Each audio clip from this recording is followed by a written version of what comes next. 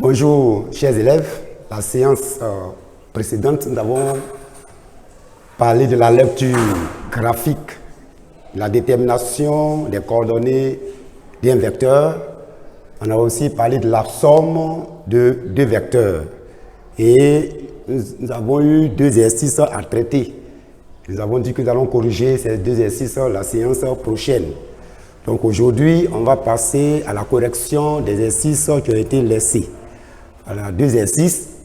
Et le premier exercice, le plan est muni d'un repère OIJ, soit les points A de coordonnées -1, 3, B de coordonnées 4, 2, C de coordonnées 5, 0, D de coordonnées 3, -1. La consigne ici, c'est de calculer les coordonnées du vecteur BA. Le petit b calcule les coordonnées du point E tel que vecteur DE soit égal au vecteur BA.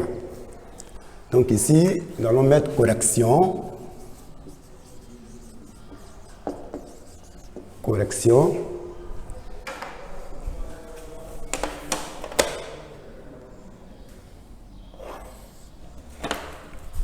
Exercice 1.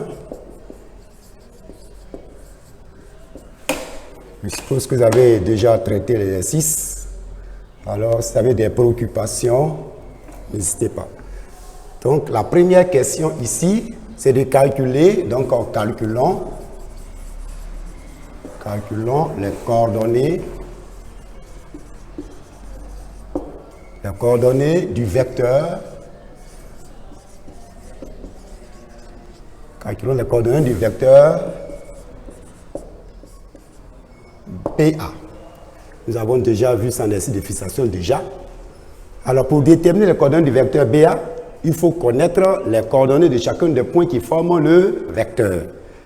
Et ici, nous avons le point A qui a pour coordonnées -1, 3, le point B, 4, 2. Donc, pour déterminer, pour calculer les coordonnées du vecteur BA, nous avons déjà vu le système, comment ça se passe. Donc ici, ça fait x de A.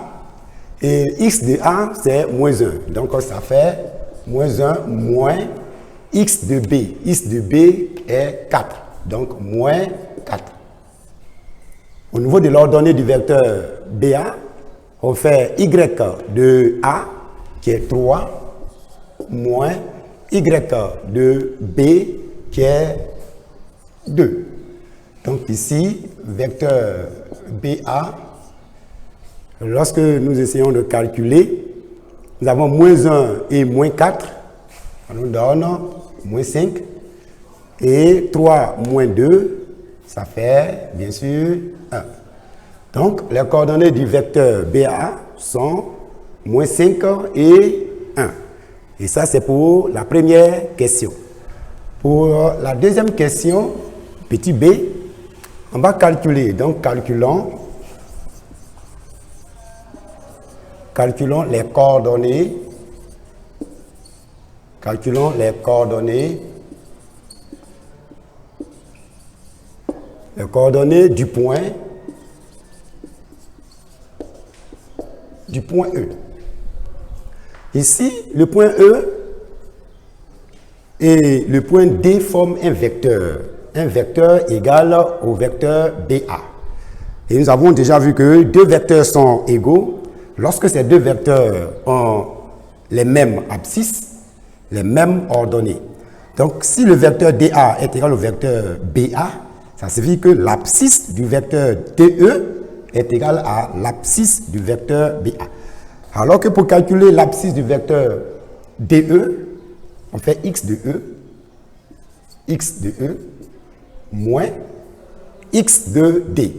Et lorsqu'on regarde l'abscisse du point D, c'est 3, donc moins 3. Ça doit être égal à l'abscisse du vecteur BA. Alors que le vecteur BA, son abscisse est -5. Donc ici, c'est égal à -5. Ça devient une équation à résoudre pour déterminer l'abscisse du point E. Donc ici, dans ce cas-là, alors l'abscisse de E du point E, ça fait moins 5 plus 3. C'est une équation qu'on résout et ça nous donne x de E qui est égal à moins 2. Voici l'abscisse du point E. Nous allons déterminer l'abscisse, l'ordonnée plutôt du point E. Donc ici, l'ordonnée du point E, c'est y de E moins y de D. Parce que si vecteur, comme je l'ai dit, si le vecteur DE est égal au vecteur BA, cela veut dire que c'est les mêmes abscisses, les mêmes ordonnées. Donc, l'ordonnée du point D, c'est moins 1. Donc, ça fait y de E moins y de D qui est moins 1. Ça doit être égal à l'ordonnée du vecteur BA qui est 1. C'est également une équation. Donc, y de E, ici ça fait plus 1 égal à 1. Ce qui va nous donner y de E est égal à 0. Voilà. Alors, y de E égale à 0. Et nous avons fini les 6, 1.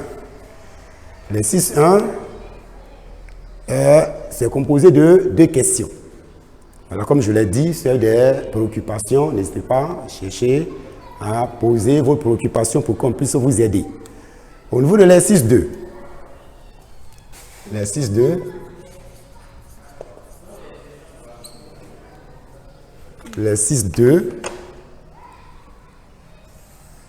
l'exercice 2, on nous demande de réduire chacune des sommes de vecteurs ci-dessous. Voilà, donc le petit a,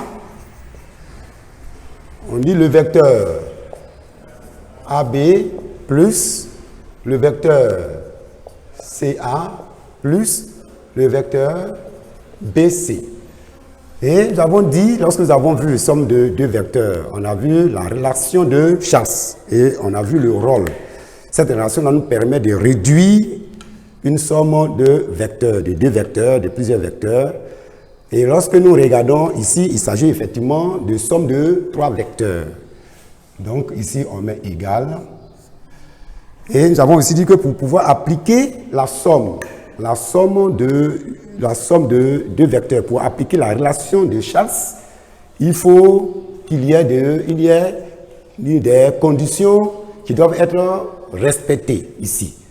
Ici, nous avons le vecteur AB plus le vecteur CA plus le vecteur BC.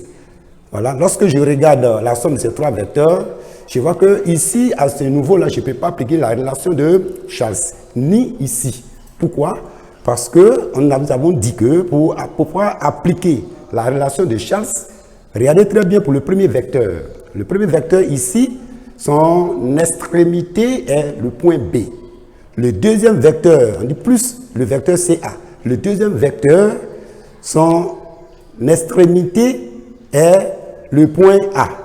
Mais pour que l'égalité de chasse puisse s'appliquer, ici, lorsque le point B est l'extrémité du premier vecteur, le point B doit être l'origine du deuxième vecteur. Alors que ici, le deuxième vecteur, son origine n'est pas B, son origine est C. On ne peut pas.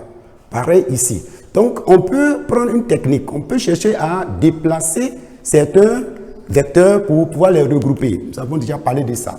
Donc ici, j'ai le vecteur AB plus le vecteur DC. Si je déplace ce vecteur, je vois que je peux appliquer la relation de chasse plus ici le vecteur CA. Voilà. Je peux toujours mettre égal, mais je peux aussi venir là. Donc ici, je peux appliquer. J'ai AB plus BC.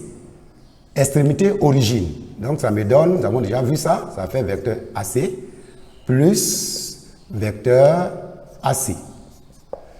Donc ici, je peux encore C, l'extrémité C origine, alors il va rester AA. Ici, nous voyons que ce vecteur-là est formé d'un seul point, le point A.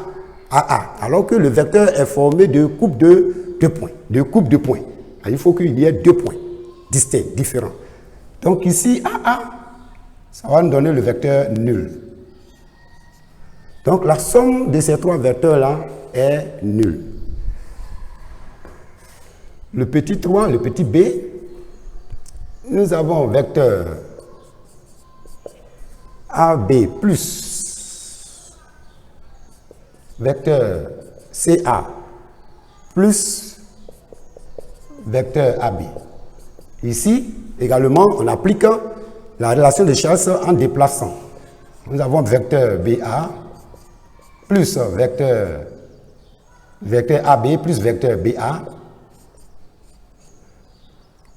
Il reste encore notre vecteur, c'est la somme de 3, c'est pas 2, donc plus